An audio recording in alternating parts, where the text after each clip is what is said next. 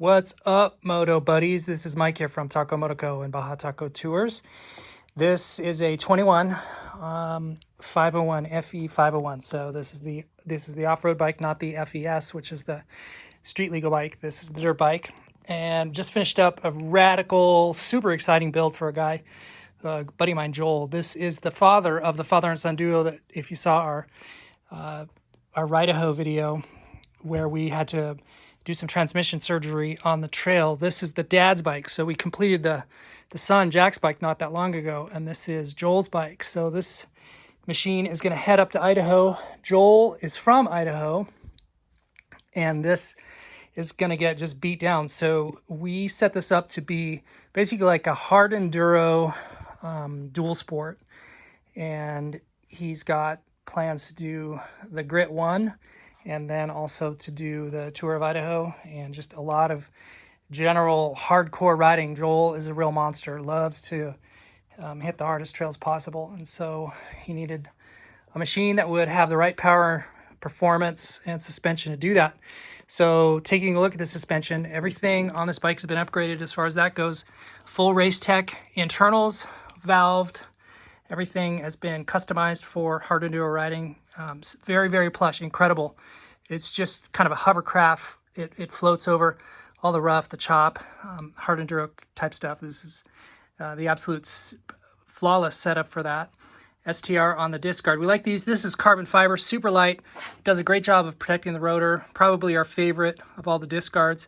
TM is on the bottom of the fork legs. And so when you're doing hard enduro, look, you can see that just in a little bit of test riding, I've already got a couple of rock hits on this thing, and so this is going to protect the bottom of the fork legs, especially here where with the Race Tech upgrade we've now added compression clickers here on the bottom, which weren't there before, and so we want to protect those. And they do that's smart. They've put a little hole here to be able to get a screwdriver in and to adjust that.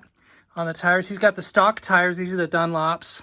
What are they? The AT81s and Moose, Michelin Moose inside of here.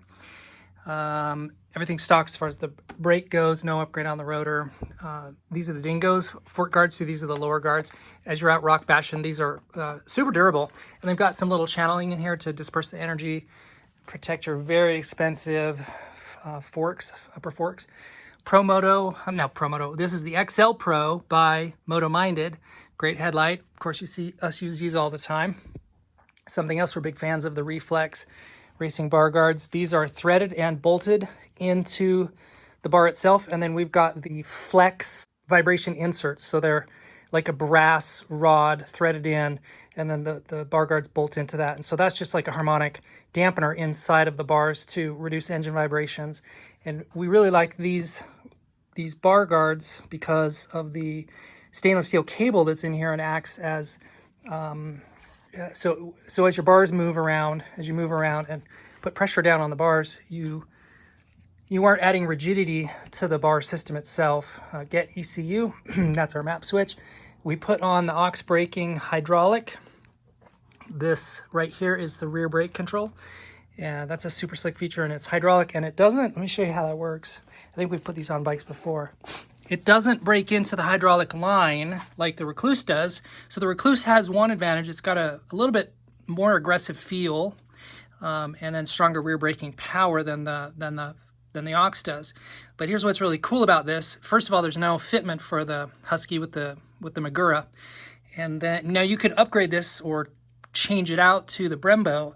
All the Brembo components would directly swap onto this bike if you wanted to do that, and then you could use the Recluse rear braking system.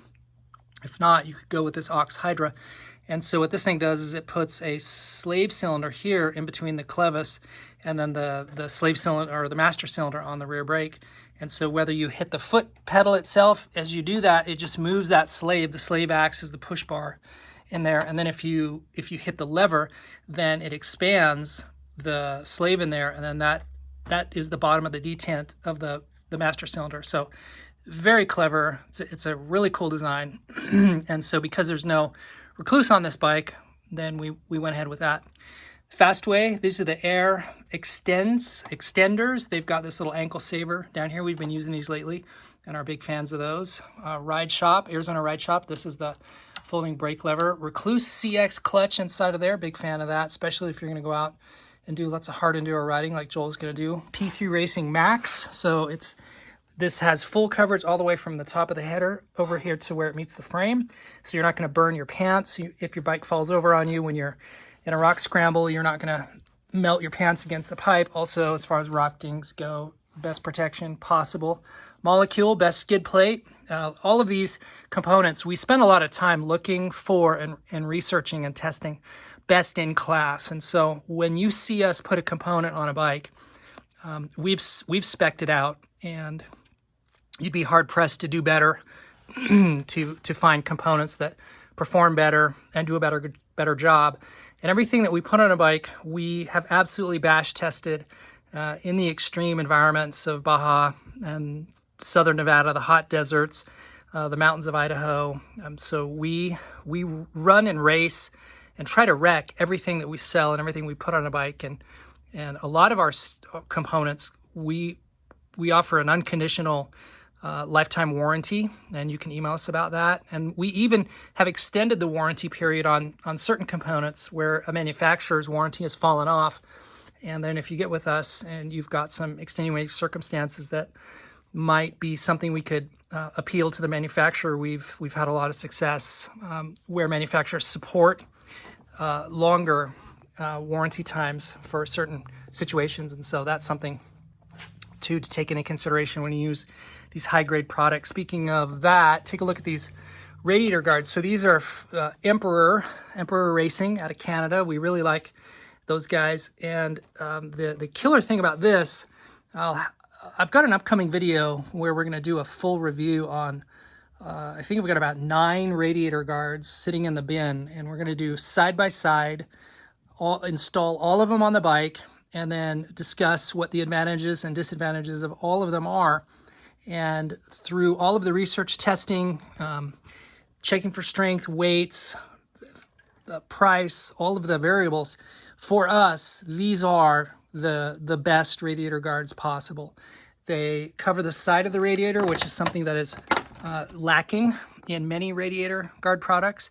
They come up and protect the radiator. They fully protect the bottom. They bolt into the radiator with the 2 standard bolts here on the top, but they also have 2 brackets down here. All of the energy is dispersed through the entire assembly, and so when you take a hit, all of that is pushed into the frame, into the other guard, and then the other bracket. And so the energy management and dispersal on these is second to none. These are the best guards. You pay a bit of a weight penalty with these, as you can imagine, but it's not extreme, and they weigh as much, and if not just a click more, than some of the really fancy, cool-looking billet guards that are only front brush guards and not true radiator guards. Because, in my opinion, to be called a radiator guard, you have to protect the radiator, and that means bottom and side. If a guard only protects the front, or only protects, say, the 10 to 20% of the front of the radiator and leaves the entire side vulnerable, to me, it's not a radiator guard, that's a brush guard. So these are true radiator guards. And again, we'll have an upcoming video where we break all those down. Over here, we put in Enduro Engineering axle pull. These are really cool, very easy to install and aid in doing trailside wheel repairs. Tugger. So if you've ever seen the European guys when they're doing their hard enduro riding, they all have a pull strap on the front. And one of the things that make the Tugger strap unique is the fact that it's got these little hard mount points that go into the bottom triple clamp bolts. So this is the Canyon Dancer. This is a nice stainless steel bracket. So you're going to use this to secure the bike with your toe straps. And then this right here, most of these products, and they're all very good. Giant Loop has some, Tugger has some, there's a handful, Cherubies has some, and they're all equally good in my opinion. Some are a little better made, but they all do about the same job, and then they kind of loop around and then attach themselves here to the fork, which is sort of a metal weave, a bracket that holds the strap together, and then this floats up here. But often they can get in the way of the light, And then one of the tricks is to put them down here on the bottom of the forks, and so they tend to slide down, and you can secure them with zip ties. But the tuggers we've found are the best design we've seen, because you've got a new bolt and then this little cam follower right here where this bracket sits on, and so that is just a really cool deal. And Joel, on this bike, since he's going up into the mountains of Idaho, is going to be running a chainsaw. So he's got an Enduro Engineering chainsaw mount, which is not on the bike. He's got that in Utah right now with his chainsaw.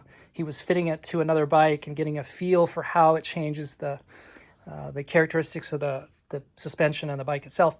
And so I don't have it to show you here. We'll get with Joel later on and maybe do a follow-up video and maybe get some of his feedback on some of these things. So when the chainsaw mount goes on, this may be in the way, but with 2 bolts, 1 on each side, this will come off really, really quick. And that's a great setup. So we've got OD Rogue grips, favorite grips of all time. You get some wind under here, dry your hands out. Very cushy. They're just exceptional grips. We pretty much use them exclusively.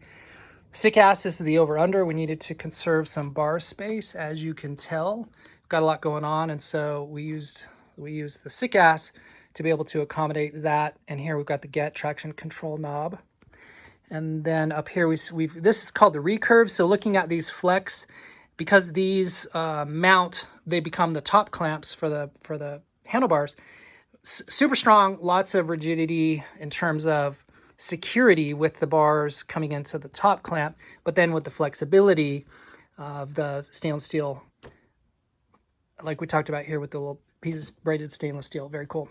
Here is something that's become a new favorite of ours. It's the version 5 GPR stabilizer, and I think what makes this quite special is the fact that when you get the Pro Kit, it comes with a very trick billet top triple clamp, and here's what makes it unique and special. It has 2 little cam followers. They're rubber isolated here and here, these 2 bolts. Inside of there is sort of a little skateboard wheel with a bushing in there, and so those are bolted to the bottom of the triple clamp brackets. And there is, you'll see that there's some just sort of void space right here. It might be a little tricky to notice, but these are biased towards the front. There's 3 holes, just like the X-Trig triple clamps. There are 3 holes. And so if you have a rider who is tall with long arms, like in this instance, we've biased these all the way to the front. So we're using the frontmost hole. And so you can see that the bars in relation to the fork is in a considerably more forward position than the neutral, which would bring it back further. And then if I've never installed one, I've installed them neutral and then forward, but never to the back position. And that would just bring the bars back. And so this is absolutely a killer app. We love it. And then the other thing too that I think is great about the GPR stabilizer is the fact that you've got a knob here, and so you have a visual indication of where you are in the sweep range, and you'll just through practice get a feel of where number 1 would basically be off, and you'll get a feel through riding where you believe you get the best results on what setting based on the terrain you're in. And if you're ever riding in a group and you've got a savvy group leader, he might call out and say to the group on a radio, if you're running comms, he might say, this is a section for maybe a level, dial it up to 4 or 8, or, take it down to 1 or whatever. So that's a benefit in our opinion. This bike, because it's a Mexico bike, if you notice down here, there is a coolant hose that's running here behind the radiator. And so that is where the evap canister used to be here in the frame, in the bottom of the frame drop. And so we use a KTM hard parts coolant reservoir bottle that takes that void space.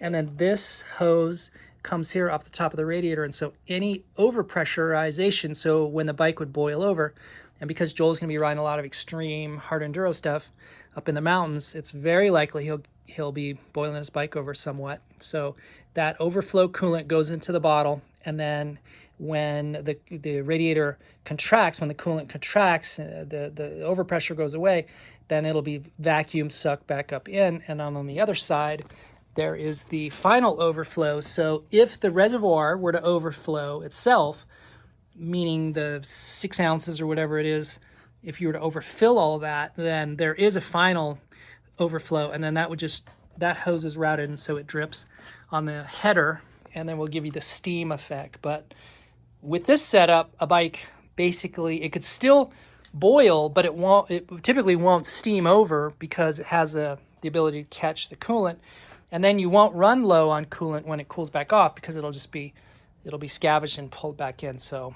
if you need that sort of protection, coolant protection, this is the way to go. And we're running the free flow gas cap.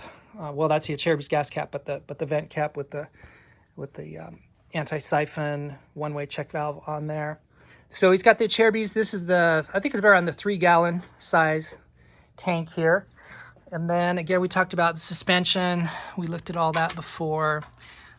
Taking a look back here, the Polysport, we've got the swing arm guards, all try to match blue and black. Sort of the general, color scheme of this bike is blue and black, and there's a lot of things that tie that in. And also not shown is a sticker package, a graphics package that we're working on. We've got, there's a local here in Vegas, a very, very good, well-known family printing company, Metro Print Nevada, and so we're working with those guys to come up with a line of graphic packages that you can tailor and customize for your dual sport bike. And they're going to be really innovative designs, very forward thinking and progressive, and some really classy stuff. With the Husky, this is a Swedish brand, and the design aesthetic here is kind of minimalism and classic European, and so we're using some of those design elements to sort of trick up these kits. We'll offer some of that motocross bling stuff, which is popular, but there's guys who aren't, that's not their style. They're looking for something a little more sophisticated, and that's specifically and exactly what we'll be going for. So the next time you see this bike, hopefully we'll have that package on there. Taking a look at the exhaust, Graves. We left the DB Killer in. This is the fantastic system. Graves, the Graves slip-on is easily our favorite muffler of all time on the big bore KTMs. And the reason is it has a very, so if you notice, it's oblong, and that's by design. So a motocross pipe is typically going to be a very small can, and it's tuned more for mid-range to top end, and it will blow through the bottom range really quickly. So if you look at a pipe slip-on and it's small in its side profile, that is sort of the visual giveaway that it's probably a motocross pipe. And if you look at something that's oblong like this one, or even the stock, that shape is more of an all-around balanced pipe. And what makes the Graves muffler so exceptional is this insert here, and that absolutely changes the dynamics of the muffler, and it's really 2-in-1. And so when the DB Killer is installed, you've got a power profile that is very skewed towards the bottom end, very smooth linear power on the low end, and then very strong mid-range and a very good top end. If you want mid-range to top end at the expense of low end, then you'd pop that out. So you just take the bolt, remove that insert, and now you've got a straight-through pipe with no internal resonator. And that's a full wide open screamer race pipe. So if you're a supermoto guy, a flat tracker, maybe a snow bike, if you're a wide open desert racer, you can do the Baja 1000. Anything where you're, say, 50% throttle and up is the most important, you'll pop it out. If 50% and under is most important, then you do well to leave it in. And so we've done that here, and we've got the Get ECU running that, and again with the traction control, and then the two maps, which are the renowned Taco Moto maps, the Enduro and then the wide open Honey Badger race map. This bike and that traction control knob, this machine has essentially 20 different maps or 20 different power modes. And then with the muffler here, with the in and out of the end cap, you add another 2 variables on top of that. So there's no better, more adaptable, more usable setup out there. And this is something we've been refining over the years, and it is now a package that is second to none. And you couple that with our suspension system, and you've basically got a bike that is by all accounts, the most usable and versatile bike out there. This is just a Swiss Army knife of motorcycles. Probably the best, arguably the best platform of any bike. And then with these mods that we've developed, it even makes it more so. And you can hit us up in the comments if you have any questions about any of that. Also here, let's take a look at seat concepts. Now, because he's going to be doing a lot of, this is the full gripper. So it's gripper top, gripper sides, and then we threw some of these bars in because as you slide back, here's something that happens when you're out on these hard enduro rides is you're wet, you're sweaty, you might be doing some water crossings, and sliding around on a stock seat is somewhat common. So if you throw on a gripper top, gripper side, and then these little bars, this is about as good as it gets with having your butt stick to a wet bike. And then you throw in some blue accents and it just really makes it look super good.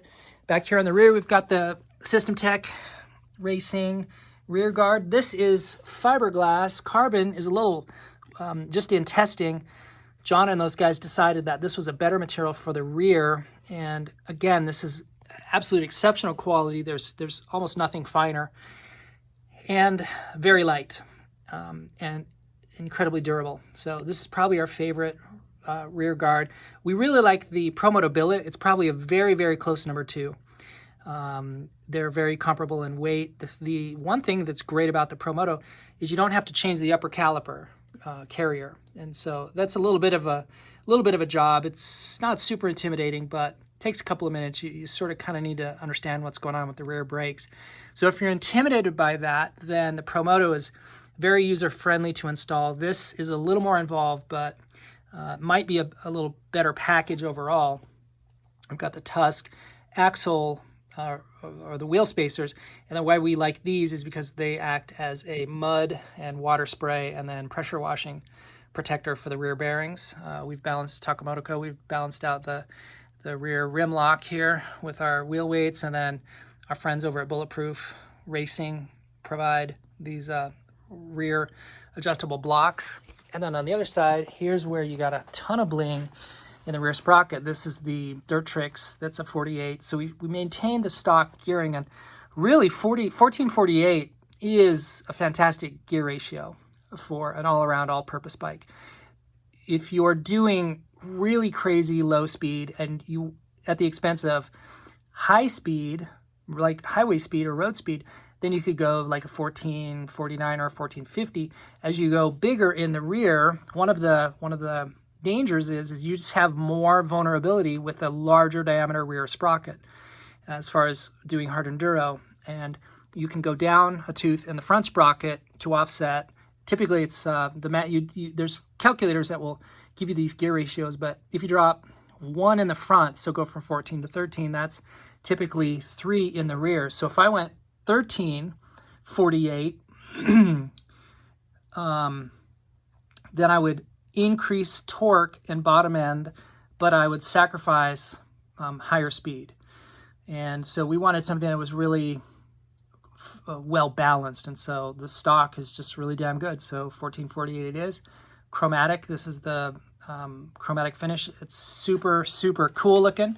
In the light, you can see that it sort of changes and refracts the colors. Very awesome. They used to call these sprockets the Iron Man. They wear exceptionally well. This is machine tool steel, laser cut with that finish. And then for the bolts, we put in the Warp 9. These are they call that the oil slick finish. It's an anodizing on top of that titanium. So that whole package right there is just really, really good looking. TM Design Works on the seat, got some rock bash in here. So you can see that these guards are doing what they're intended to do. And then this is the bulletproof. This protects the two little, well, they're not welded on, but these are the 2 drops for the chain slider in the rear. And if you hit a rock or you get something tied up in there, it has happened where guys will break these off. So with extreme rock bashing, this is a kind of a must-do add-on. And then upgrading from the stock back there is also a good idea. Talked about the swing arm guards. The Dirt Tricks also helped us out with this dome washer. So what's happening here is this is putting a proper preload onto the gasket set or the O-ring set that protects or that seals rather the engine oil inside of the transmission. And so this is an essential upgrade. We pretty much put these on all our bikes. There's a Recluse slave cylinder, and then Trail Jammer. We like these guys. Kane puts out a really cool guard, and so if you have this is glued on with silicone RTV, so it's fuel proof, like silicone caulking that you use in your bathtub, but it's a little different formulation. It's fuel and oil proof, and then this is just beefing up and double walling something as vulnerable as your stator cover, and so we like that. ATK or AKT, check this out. So what's happening here, we will have a video where we talk about this oil filter. So this is new to us. These guys are out of Canada, and they have been around a little while, but I think they're really gonna take off, and we're gonna be talking a lot more about this oil filter. But essentially what's happening here is there's a magnet. It's a rare earth, exceptionally powerful magnet inside of the oil filter chamber, and there is a lot of technology going on with that. Industrial engine operators and maintenance crews have been running magnetic oil filters for years. That's not a new technology at all. Heavy equipment guys, over-road transportation, machine mining, manufacturing. There's tons of applications where magnetic oil filters have been around for a long time. Using them on a KTM motorcycle is a new application, and so these guys have worked out a great little setup here. And how this filter is going to come out to get cleaned is this. So where the screws are mounting this little base plate here on the outside, the 17 millimeter bolt right here, what happens with that is you unscrew this, and then the magnet, which is sitting inside of the filter chamber there, it comes out. And so it's obviously, because it's magnetic, it's obviously trapping any ferrous metal particles, but there is a phenomenon that happens where there's a static charge that also happens with those particles as they adhere to the magnet. And so non-ferrous material is suspended and then trapped onto the magnetic assembly itself. It's a very fascinating concept, and there's a couple of strong arguments to be made. Well, again, back to my statement earlier, we are consistently looking for best-in-class performance, best-in-class durability, because a lot of guys are asking us to set these bikes up. They're doing long overland trips, they're doing BDR trips, they're doing really crazy extreme riding. We're not setting up motocross bikes, where you prep your bike, you race prep your bike, you run out to the track for a couple hours, and then you come back, and then you race prep it again. And so your bike is always in a high state, well maintained. It's always fresh. When we take somebody down to Baja, when we go to Baja, we're down there for 6, 7, 8, 10 days. We're doing 1,000 miles, 2,000 miles. And so our mindset is, how do we get the best durability and longevity out of things like oil life? So for example, we're running very good oil, running like Modal 7100 oil. And then we're using now this oil filter technology because you can have compromised oil filters with water and moisture. If you get any water in your engine oil, obviously you want to get that out and change it, but you may not be able to do that right away. You might have to limp your bike into town, and if you have a oil filter that's now saturated with water, it's not going to be flowing any oil through. It's going to swell up with the water, and you may not have an oil filter with you, or you may want to pack them. So having a filter like this is a great solution. There's a lot of guys who also run stainless steel filters, and there's an advantage there with no water absorption. But there are some disadvantages with those micropores being clogged and then difficult to clean. And there's other pros and cons. There's no one. Here's like tire inflation. I get asked all the time, what's the best? Is it mousse, tire balls, stock tires, Bridgestone ultra heavy duty tires, tubeless? They're all good, and they all have strengths and weaknesses. And so like with this oil filter, there are strengths and weaknesses with filtering the oil in your bike. So, we just circle back to the reality that we're setting up a bike. Our primary philosophy is, how do we make these bikes the most bulletproof possible for these long enduro rides, hard enduro rides, and these are all sort of best practices and and best equipment for that. We'll do a dedicated video on that filter and talk more about it later. Speaking about filters, let's take a sneak peek up under here. So some of the things going on is, as you know, the fuel tap on the newer bikes is plastic, and so Taco Moto has produced these very nice, really cool looking. You can't really see quite how beautiful it is, but these really exceptional fuel taps. And then we've got our hose. So this is called our Sidewinder hose. And what's happening here is it's very difficult if you've got an aftermarket tank to fit some of these components. So we've got a gold-on inline fuel filter, and then the CPC. This is a metal disconnect because you've got vulnerabilities here with the stock plastic disconnect. We have been broken down on the trail before with situations where the plastic one is broken. So the ultimate upgrade is to just turn all this into metal, but you've got space concerns because with aftermarket tanks, they hug tighter to the frame. They move the positions of these things around, of the fuel tap. And so using the stock hoses is difficult to impossible. So our Sidewinder hose product allows you to essentially route this so you can follow this along. We've come through to these. And then we just do a 80 degree or 180 degree U-bend back here. And then we take it forward and we pop it in there into the bottom of the fuel injector. So this solves all the packaging issues or the routing issues that you run into with aftermarket tanks. And it doesn't matter. We've tested and installed these on the big IMS, the big Cherubies, the older tanks, the older bikes. Doesn't matter. There's bends that will accommodate whatever you're doing, whatever you have to do as far as routing goes on your fuel filter. So that's a game-changing thing that we've developed, again, all around the philosophy of what we're about, Taco Moto. And then inside of the air filter box here, you can't see. Let's see, battery. We've got the EarthX battery, and then that's Tokyo Off-Road starting capacitor is stuck in there. And then as far as the air filter, we really like the twin air filters, do a really good job. But we've got a PC Racing filter gasket and then the PC Racing air filter skins over that filter in there.